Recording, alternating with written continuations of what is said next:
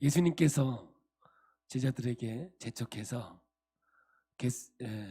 벳세다로 가라고 명령하셨습니다. 근데 예수님께서 가라고 명령하신 그 길인데 풍랑이 일었습니다. 주님께서 가라고 한 길임에도 불구하고 그 가는 여정이 풍랑이 일어 힘들고 어려웠습니다. 너무 힘들 때 예수님께서 물 위를 걸어오십니다.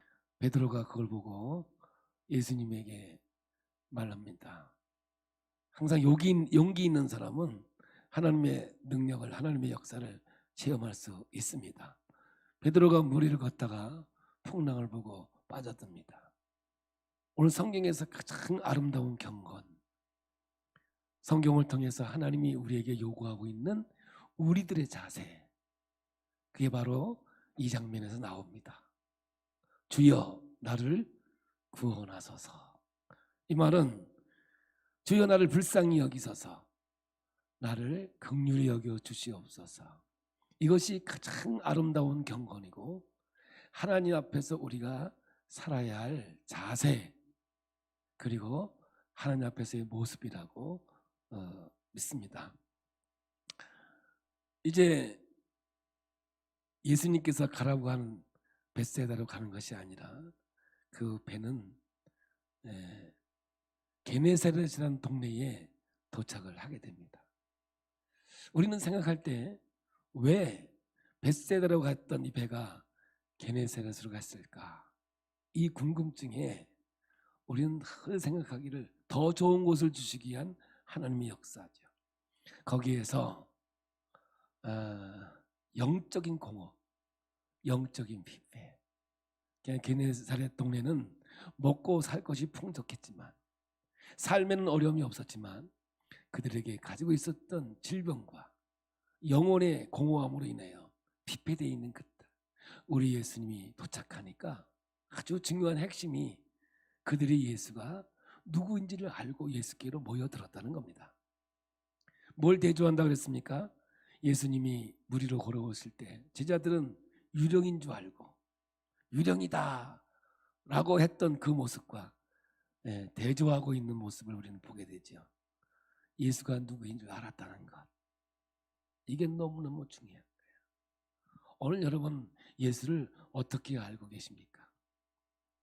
뭐 세상에 있는 뭐 공자, 맹자, 아니면 부처, 아니면 하나의 선지자, 위인, 대단한 사람으로 혹시 알고는 있지 않습니까? 아니면 예수가 구원자, 내 생명의 주인, 사망의 산fin가 됐지만 그 사망에서 우리를 자유케 하고 영원한 영생으로 인도하시는 전능자로 믿으십니까?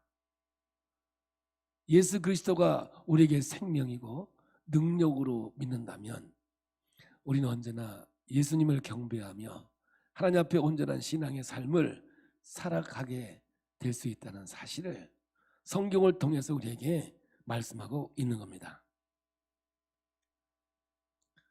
이제 계속해서 성경은 우리에게 예수는 누구인가, 여기에 대해서 말씀하고 있지 않습니까? 이제 오늘 본문으로 성경은 넘어갑니다. 드디어 7장으로 넘어가는데 우리가 읽은 말씀은 24절에서 30절인데요. 원래는 7장 1절부터 우리가 읽어야 강해가 맞지 않습니까? 근데 오늘 우리가 읽은 본문은 시청각 교육으로 주어진 하나의 하나님의 말씀으로 보는 거죠. 그러면 핵심은 뭐냐 하면 1절에서 23절까지 있는 말씀인데, 이 말씀은 구약 성경에서 정결법이라고 하는 유대인들이 가장 중요하게 여기고 있는 율법 중에 하나이죠. 이 유대인들은 밥을 먹을 때 손을 닦지 않으면 먹지 않았습니다. 만약에 손을 닦지 않고 밥을 먹거나 빵을 먹으면 부정하다고 생각했습니다. 그래서 성경에 보면 늘 부정하다, 부정하다, 부정하다, 이 이야기로 가득 차 있거든요. 그런데 이 예루살렘에서 왔던 이 유대인들이, 예수님의 제자들이 손을 씻지 않고 빵을 먹는 모습을 보고 변론이 일어나는 장면이 바로 오늘 1절부터 23절까지 있는 말씀이고, 이 말씀의 정결법이 뭐냐, 진짜 정결한 게 뭐냐, 이 말씀을 앞에 있는 말씀과 연결해서 오늘 시청각 교육으로 주어진 하나님의 말씀으로 보면 됩니다. 유대인들에게 있어서 정말 중요한 것은 정결법인데요, 여기는 유대인들은 바리새파가 있고 사두개파가 있고 또 성경에는 이렇게 정확하게 나타나지 않지만 에세네파가 있는데, 이 유대인들이 가지고 있는 정결법 중에서 에세네파가 가지고 있는 이 정결법은 좀 달라요. 유대인들은 자기를 거룩하기 위해서 손을 씻고 식사를 하지만 정결법을 적용시키지만, 에세네파는 타인을 위해서 정결법을 지키는 그러한 부류예요. 우리가 세례 요한이 에세네파라고 보는 게 이제 정설인데, 그러니까 늘 타인 중심의 모든 것들을 이루고 있는 부류 중에 하나죠. 근데 사실 기독교 영성은 이것이 맞거든요. 그래서 이 에세네파는 세례를 받아도 자기 자신을 위해서 받는 것이 아니라 공동체를 위해서 세례를 받는다고 제가 얼마 전에 여러분에게 말씀드리기도 했습니다. 성경의 죄는 뭐냐면 자기중심이거든요.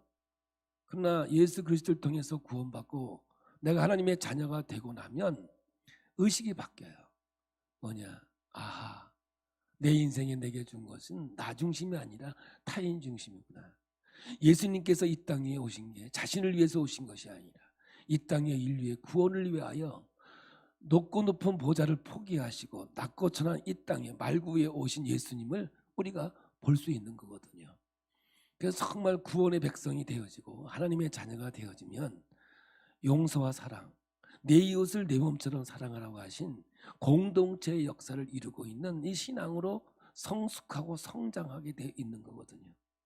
에세네파의 정결법은 손을 씻는 것도 자신을 위해서가 아니라 타인을 위해서고, 세례를 받는 것도 타인을 위해서인 거죠.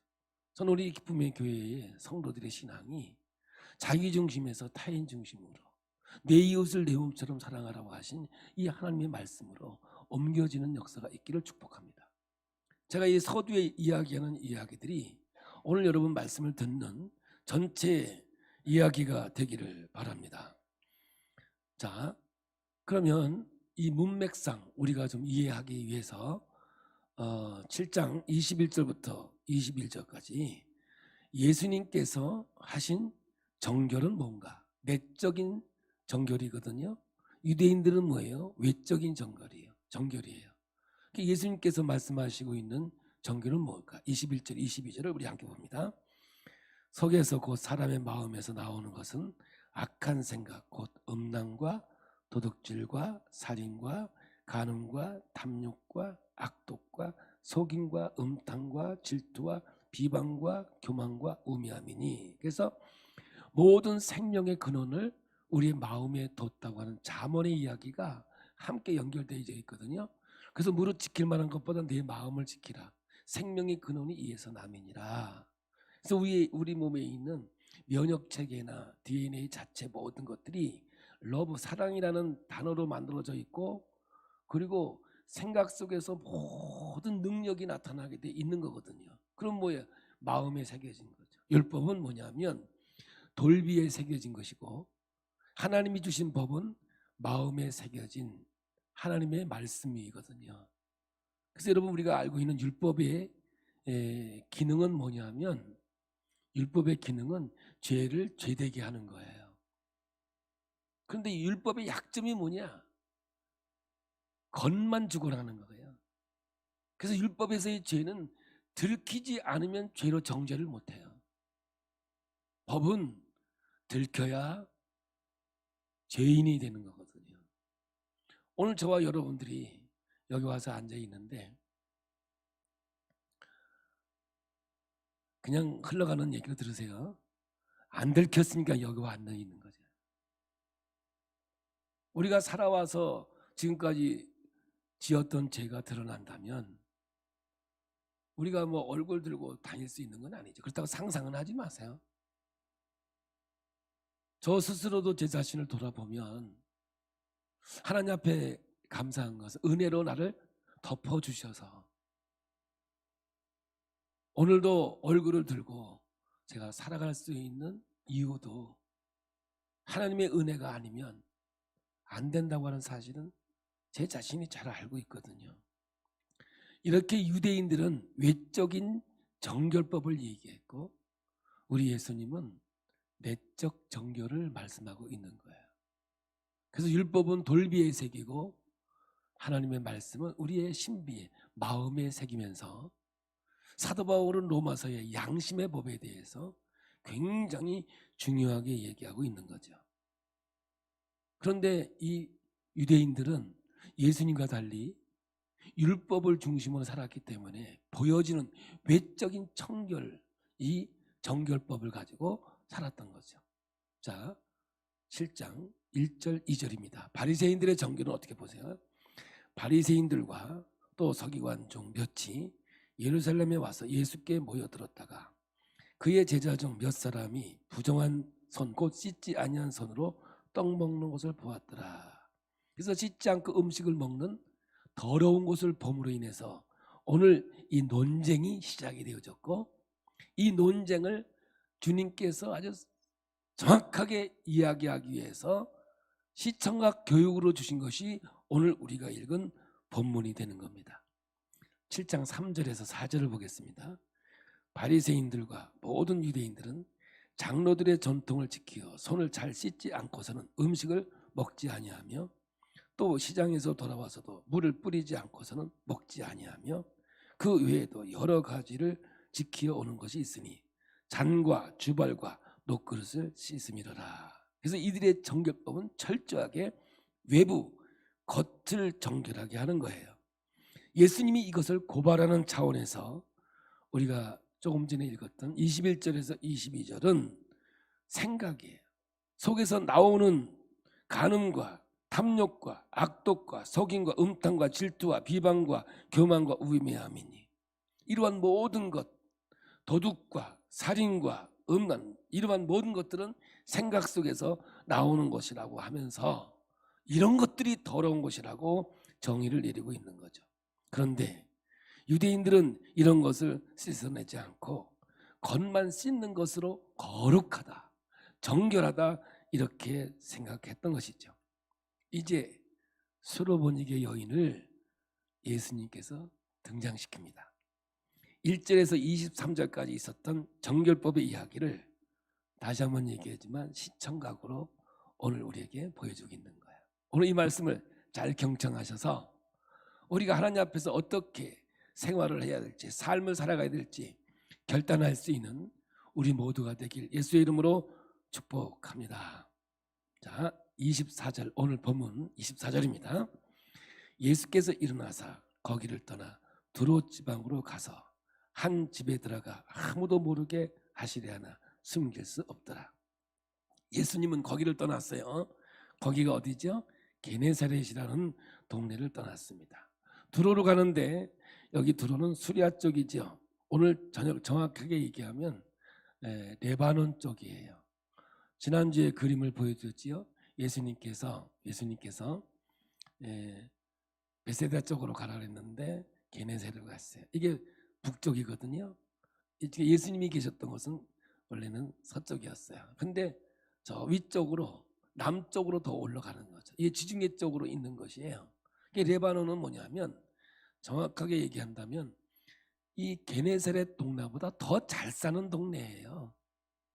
그러니까 게네사렛이라는 동네가 먹을 것도 많고 잘 사는 동네였지만 영적으로는 피폐했었다는 거죠. 영적으로 피폐했던 이들이 예수님이 오니까 소문을 듣고 그가 누구인 줄 알고 예수께로 다가왔죠.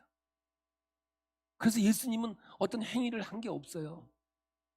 뭐 눈을 떠라, 귀신아 떠나가라 그런 말 하지 않았어요. 사람들이 몰려와서 예수님의 옷자락이라도 만지면 병 나을 거라고 생각했고 해서 침상채로 들고 오는 어마어마한 역사가 일어났단 말이죠. 저는 우리 기쁨의 교회가 진짜 예수, 생명된 예수가 우리와 함께 하시고 인도하신다면, 할렐루야, 우리가 온전한 신앙으로 주의 이름으로 살아가면 저는 믿기로는 수많은 사람들이 우리 기쁨의 교회로 몰려올 줄로 저는 믿습니다. 이렇게 잘 사는 동네였지만 여러분, 오늘 성경에 나오는 이 두로는 게네사렛보다 더 잘 사는 땅이고 더 풍성한 땅이에요. 그러니까 오늘 여기에 있는 수르보니게 여인은 귀신 들린 딸을 가졌는데, 오늘 성경의 수식은 뭐냐?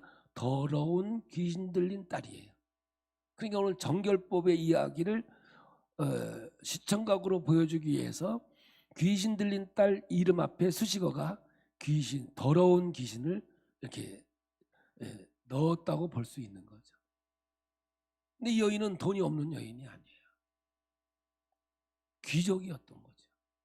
그러나 이 상황 속에서는 완전히 영적으로 피폐해져 있는 거죠. 한번 여러분 생각해 보세요. 가지고 있으면 뭐합니까?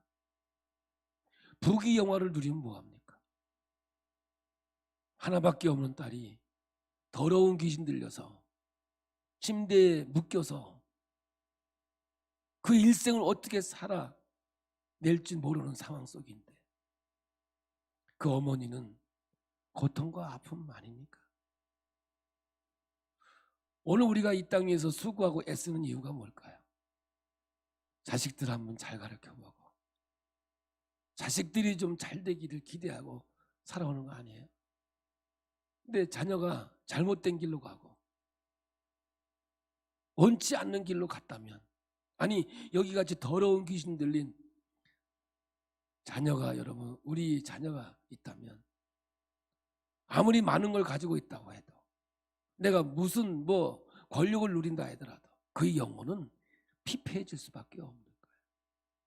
오늘 여기 딸의 이름은 나오지도 않아요. 하나님께서 이 말씀을 우리에게 가르쳐주기 위해서 이 말씀을 주는 거거든요.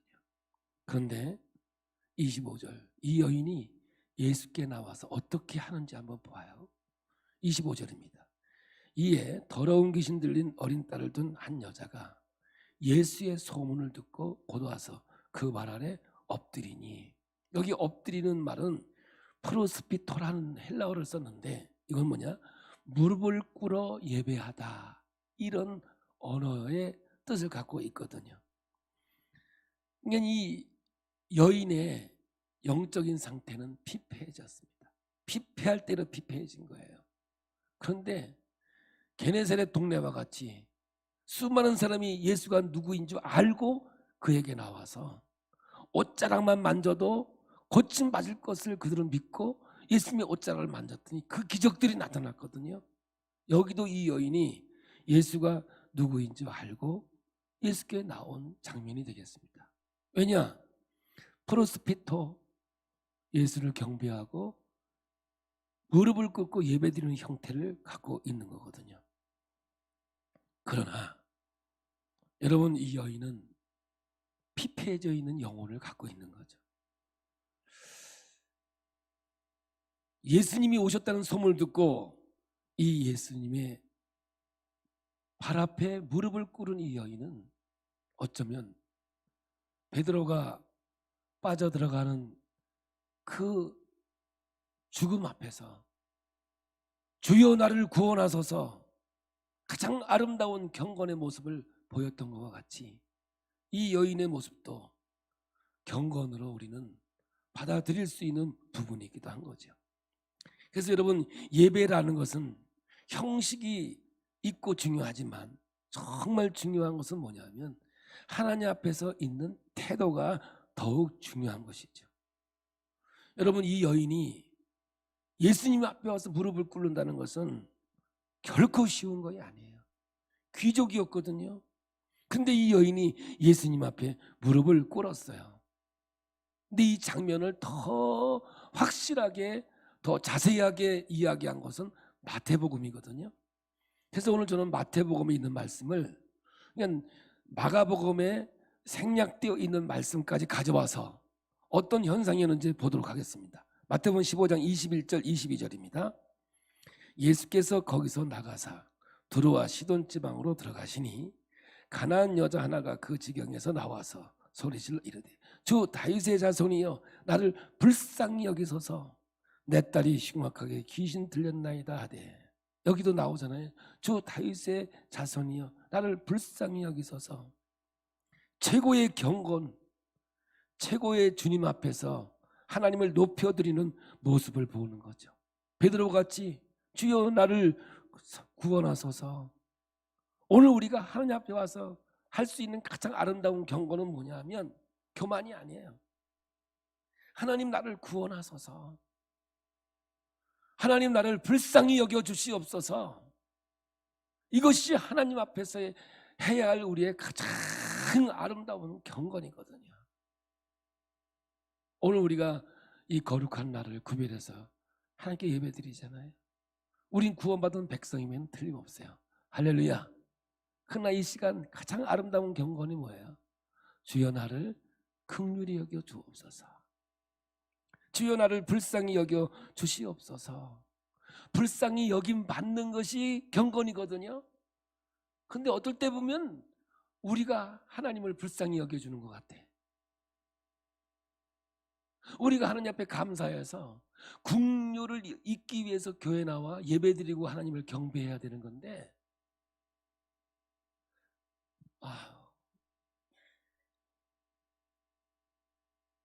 제가 이제 집회를 가면 아픈 사람들이 나오잖아요.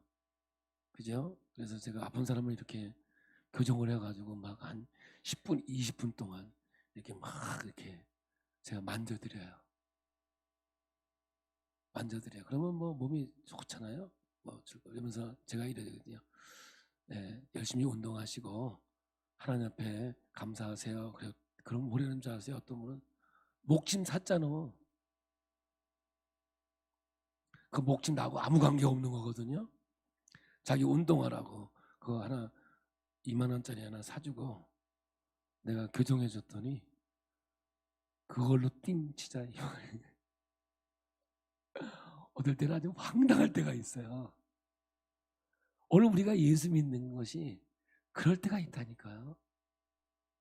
예수님은 나를 위해서 십자가에 죽으시고 나를 구속하시기 위해서 높고 높은 보좌에서 이 땅에 오셔서 우리를 구원해 주셨거든요. 아멘이죠? 그러면 감사할 일이 얼마나 많아요. 하나님의 영광을 위해서 내가 해야 될 일이 얼마나 많아요. 그런데 오히려 하나님을 더 불쌍히 여길 때가 있고 신앙생활을 해주는 것 같을 때가 얼마나 많은지 몰라요. 안타까운 이야기죠. 근데 이 여인이 예수님 앞에 무릎 꿇고 주 다윗의 자손 예수야 이렇게 외쳐요. 이 말은 뭐냐면 메시아라는 말이거든요. 구약 성경의 메시아는 뭐예요? 다윗의 후손에서 나온다 그랬어요. 그는 하나님 앞에서 신앙 고백을 한 거예요. 이 최고의 경건이고 아름다운 모습이거든요. 마가복음 7장 25절은 이렇게 있어요. 우리 읽어봤지만 한 번 더 읽어봐요. 이에 더러운 귀신 들린 어린 딸을 둔 한 여자가 예수의 소문을 듣고 곧 와서 그 발 아래 엎드리니, 예, 무릎 꿇고 예배드렸다. 이 형태를 갖추고 있거든요. 그래서 이 말씀을 마가복음이나 마태복음을 종합해서 보면 이 여인은 예수가 누구인 줄 알고 예수님 앞에 나왔다는 얘기예요. 누구예요? 예수님은 하나님의 아들이고 구원자이시고 메시아임을 분명히 알고 예수님 앞에 온 거예요. 우리가 앞에서 봤듯이 게네사렛 동네에서도 예수님이 한 행위가 없다니까요. 소문만 들었음에도 불구하고 이들은 예수가 누구인 줄 알았어요. 그래서 예수의 옷자락만 만져도 고침받을 것을 믿고 그의 옷자락을 만졌다니까요. 그러니까 하나님의 놀라운 기적들이 나타났거든요. 오늘 저와 여러분이 예수가 누구인지 알았더라면, 성경은 분명히 내가 나가 누구인 줄 알았더라면 내게 구했을 텐데, 하나님 앞에 긍휼을 잊기를 원했을 텐데. 이때 예수님께서 뭐라고 말씀하십니까? 26절, 그 여자는 헬라인이요 수로보니게 족속이라. 자기 딸에게서 귀신 쫓아내 주시기를 간구하거늘 예수께서 이르시되 자녀로 먼저 배불리 먹게 할지니 자녀의 떡을 취하여 개들에게 던짐이 마땅치 아니하니라. 엄청난 말씀을 예수님께서 하고 계시는 거예요. 예수님 앞에 무릎을 꿇고 더러운 귀신 들린 딸을 고쳐달라고 애타게 외치는 이 여인을 향해서 예수님께서 도저히 받아들이기 쉽지 않은 말씀을 하고 있는 거예요. 오늘 여러분 이 말씀을 어떻게 여러분 받아들이십니까? 이 여인은 귀족이었다니까요. 그런데 더러운 귀신 딸을 가진 이 어머니는 예수님 앞에 무릎을 꿇을 정도로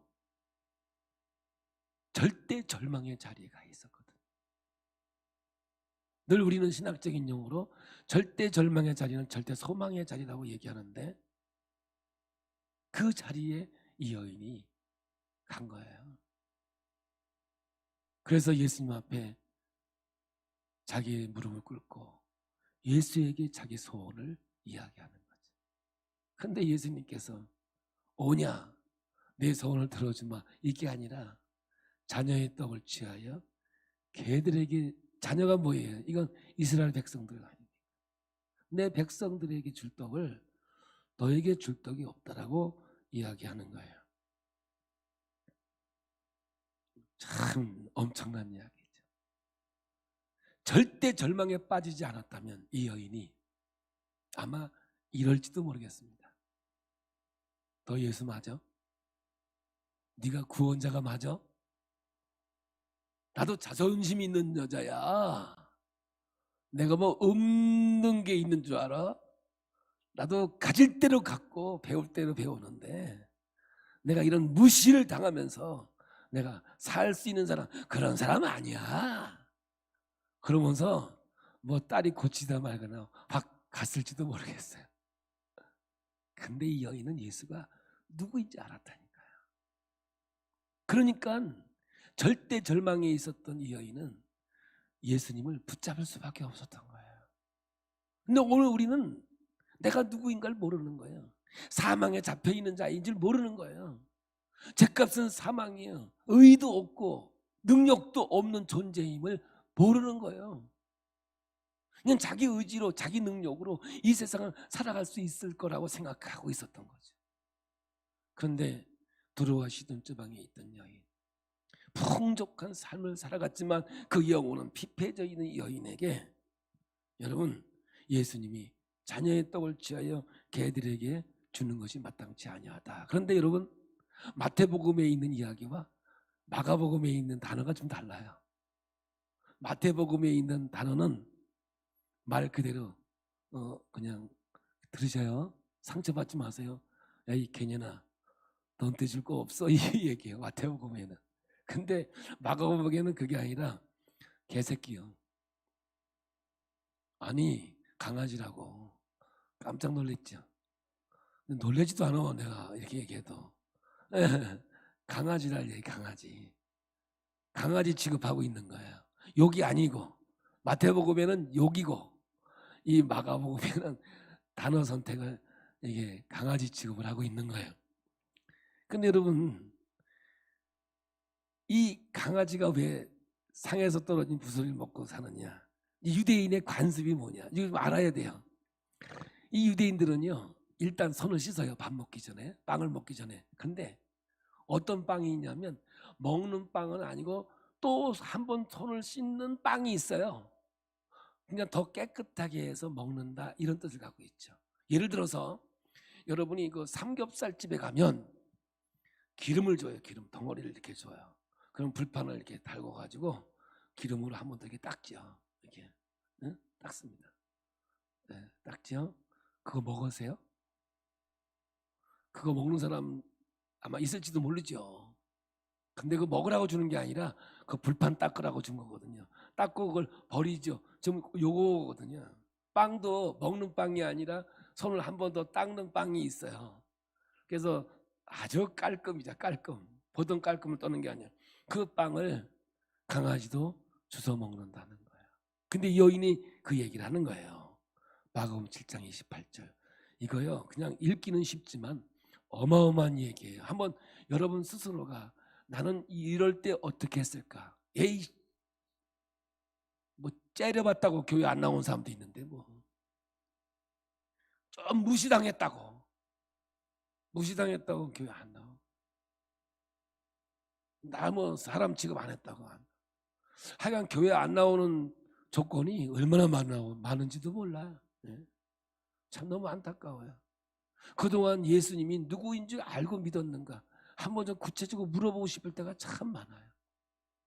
근데 수많은 사람들이 예수를 떠나가야 너무 안타까워요. 예수가 누구인지 모르고 살았던 인생인 것 같아요. 28절입니다. 여자가 대답하여 이르되 주여 올소이다마는 상 아래 개들도 아이들이 먹던 부스기를 먹나이다. 자신을 강아지로 고백하고 있는 여인이에요.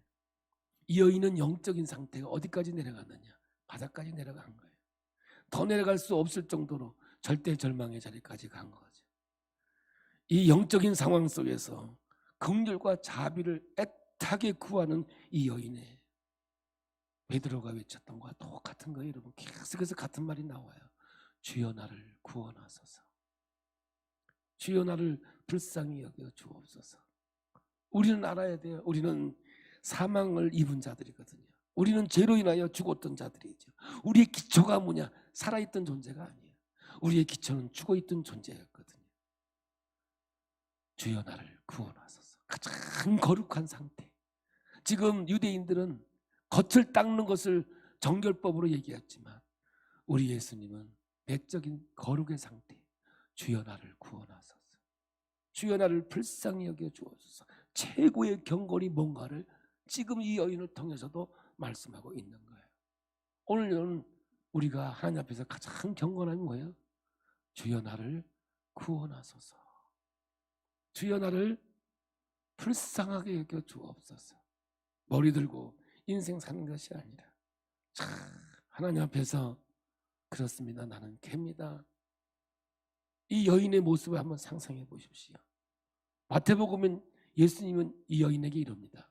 여인이요 레이디 퍼스트보다 더 엄청나게 아름다운 언어를 듣습니다.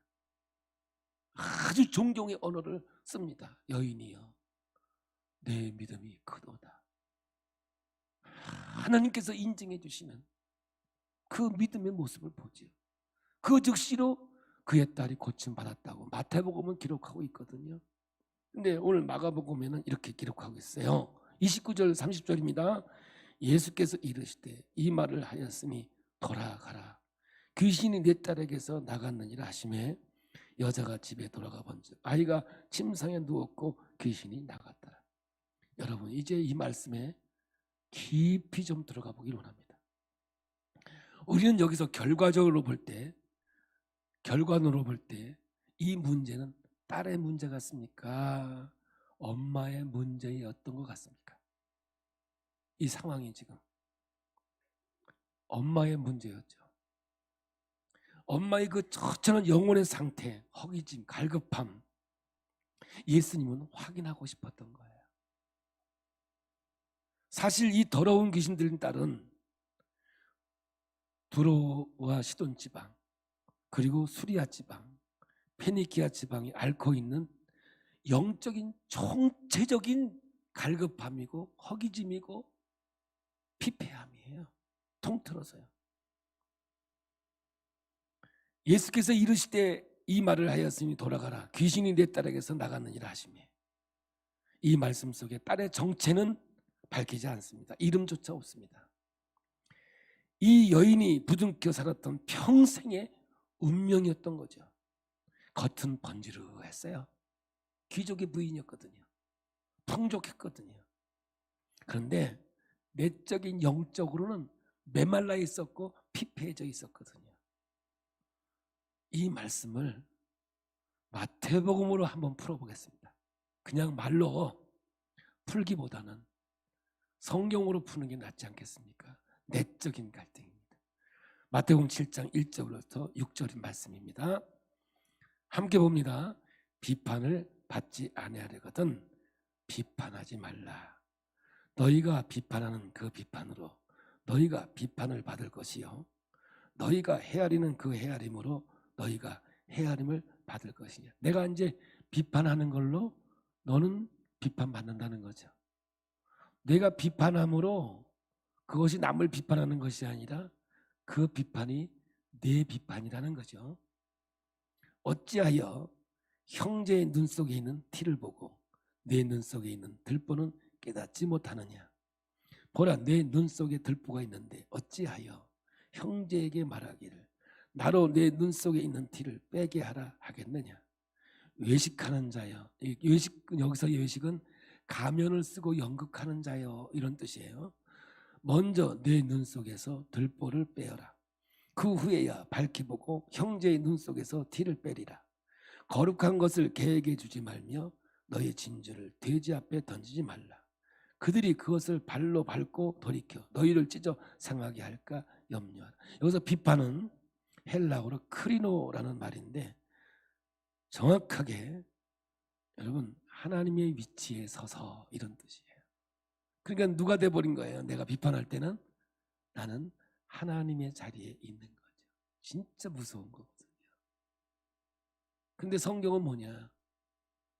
겉만 번지르 한 것이 정결이 아니라 내적인 깨끗함을 우리 주님이 말씀하고 있는 거거든요. 여러분 요셉을 보면 요셉이 어려서부터 꿈을 꾸고 하나님의 역사를 보았는데 그의 일생 동안 지나왔던 이야기들이 그냥 부분적으로 알고 있었는데 어느 한순간 완전 그림 한 장이 완성되는 그 순간이 왔었어요. 그 성경이 뭐냐면 창세기 42장 6절이에요. 함께 봅니다. 그때에 요셉이 나라의 총리로서 그 땅 모든 백성의 곡식을 팔더니 요셉의 형들이 와서 그 앞에서 땅에 엎드려 절하매. 이 말씀을 이 상황을 보는 순간 요셉은 그 일생 동안 살아오면서 팔려오고 꿈꾸고 있었던 모든 것들이 부분적으로 알고 있었는데 하나님이 자기를 향한 그림을 딱 완성시킨 거야. 제가 어제 지난주에 얘기했지만 기도도 중요하지만 그 기도 속에는 하나님이 더 중요하다 그랬잖아요. 아버지는 뭐예요? 우리에게 더 좋은 것을 주시기 위한 하나님 아버지라고 성경은 말하고 있는 거거든요. 아멘이죠? 그래서 이제 이 용어가 나오는 거예요. 19절입니다. 창세기 50장 19절.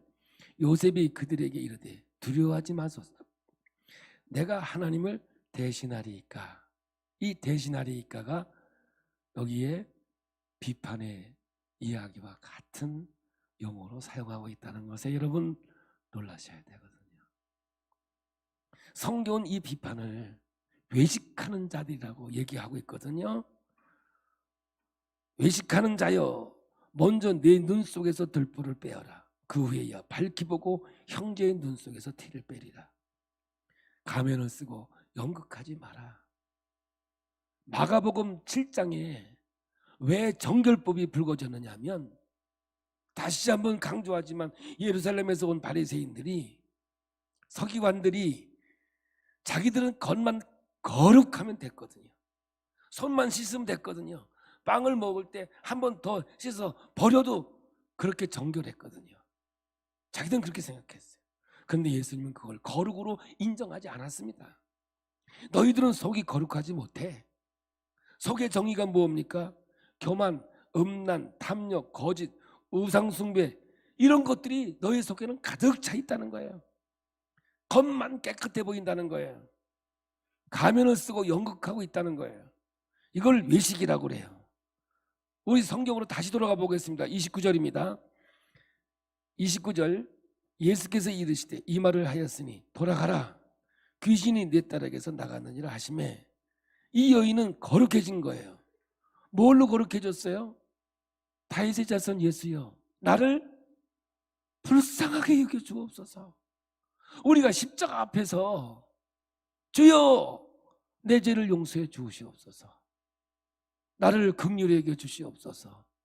이것이 여러분 내 안의 거룩이, 하나님 앞에 정결이 이루어지고 있는 하나님의 말씀이거든요. 그러므로 오늘 여러분, 이 엄마가, 더러운 귀신들 딸을 가진 이 엄마가 그 시대의 총체적인 영적인 피폐함을 상징적으로 말씀하고 있다고 저는 보는 거예요. 오늘 이 말씀을 우리에게로 가져와 볼게요. 저와 오늘 여러분은 예수를 어떻게 알고 계시냐? 다윗의 자손 예수요, 하나님의 아들, 메시아. 내가 긍휼을 입어야 되고 긍휼을 받아야 할 자람을, 아니 절대 절망의 순간에 내가 있다는 걸 안다면 우리는 손을 뻗쳐 주여 나를 구원하소서, 예수님을 의지하고 예수님을 바라보고 소망 가운데 살아가야 되는 것이 하나님 앞에서의 거룩한 모습이고 아름다운 하나님의 자녀의 삶을 살아내는 것이라고 오늘 말씀을 통해서 우리에게 보여주고 있는 거거든요. 사랑하는 우리 기쁨의 교회 성도 여러분, 다시 한번 여러분에게 한번 질문해 볼까요? 여러분은 예수님을 누구로 하시냐고요? 예수는 나의 구원의 주시고 생명의 주시예요. 이렇게 주일날 한번 예배 드리는 것도 여러분 이 생명을 다해서 그냥 예배 드리는 걸로 만족하는 것이 아니라 그 앞에 서 있는 나의 태도는 무릎을 꿇고 주여 나를 긍휼히 여겨달라고, 불쌍히 여겨달라고 하나님 앞에 구하는 믿음의 자세가 하나님의 말씀이 내 신비에 새겨지고 하나님의 영광 가운데 온전한 주의 길을 걸어가는 믿음의 자녀의 삶이 될 줄로 믿습니다. 그러므로 우리가 가는 이 길은 생명을 주께 드리고 온전히 하나님의 영광을 위해 살아가는 믿음의 자녀가 되어야 될 줄로 믿습니다. 이 신앙 고백이 저와 여러분에게 늘 있는 자 되기 원합니다. 한번 따라해서 봐요. 주여 나를 구원하소서. 주여 나를 불쌍히 여겨 주옵소서. 내가 영원히 긍휼을 입을 자임을 고백하는 우리 모두가 되길 예수의 이름으로 축복합니다.